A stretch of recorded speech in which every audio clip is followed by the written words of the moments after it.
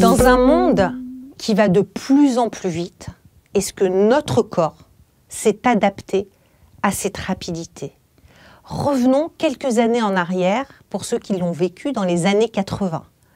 Eh bien, le rythme était beaucoup plus lent. Les gens marchaient plus lentement dans la rue. On prenait le temps de sortir le soir, de rencontrer des amis. Nous n'étions pas le nez collé à nos écrans matin, midi et soir pour essayer d'aller voir ce qui se passait sur Facebook, sur nos Gmail ou ailleurs. Et donc, toute cette lenteur, ce rythme, eh bien, nous l'avons perdu en l'espace de quelques dizaines d'années. Mais est-ce qu'un être humain peut s'adapter à cette rapidité aussi rapidement? Eh bien, la réponse est non. Donc, en définitive, aujourd'hui, on voit sortir de plus en plus de livres sur le bien-être, la méditation, le bonheur, comment travailler sur son corps pour pouvoir retrouver une certaine sérénité.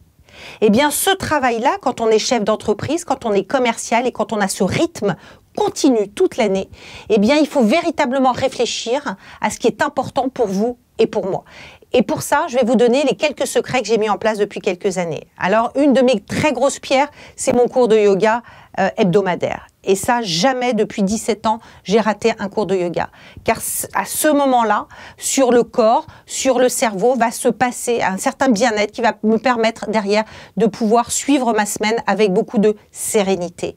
À côté de ça, j'ai découvert à travers différentes applis, des applications de méditation.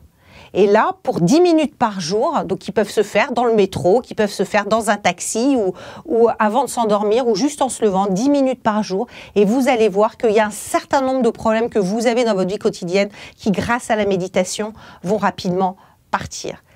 Mais n'oubliez pas également qu'il y a l'hygiène de vie. Et dans cette hygiène de vie, je pense que le sport, aujourd'hui, on voit bien que de plus en plus de gens se mettent au sport, à courir, à travailler sur certaines activités. Et en ce qui me concerne, ce sera plutôt la marche nordique.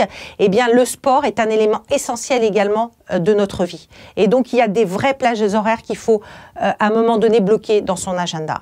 Et puis, ne pas hésiter non plus à se faire plaisir à travers quelques massages relaxants, à travers aussi peut-être écouter ce qui se passe en médecine chinoise autour du printemps, de l'été, de l'hiver. Et là, il y a certaines, on vous conseille par exemple au printemps, en automne, à chaque changement de saison, de prendre du radis noir ou autre. N'hésitez pas à faire ça parce qu'en faisant ça, je ne dis pas que votre corps va changer, mais rien que le fait de pouvoir penser tous les jours à ce que vous vous faites et le bien que vous vous faites, eh bien vous vous faites du bien. La pensée va vous faire du bien. Donc n'hésitez pas, prenez votre temps et devenez zen.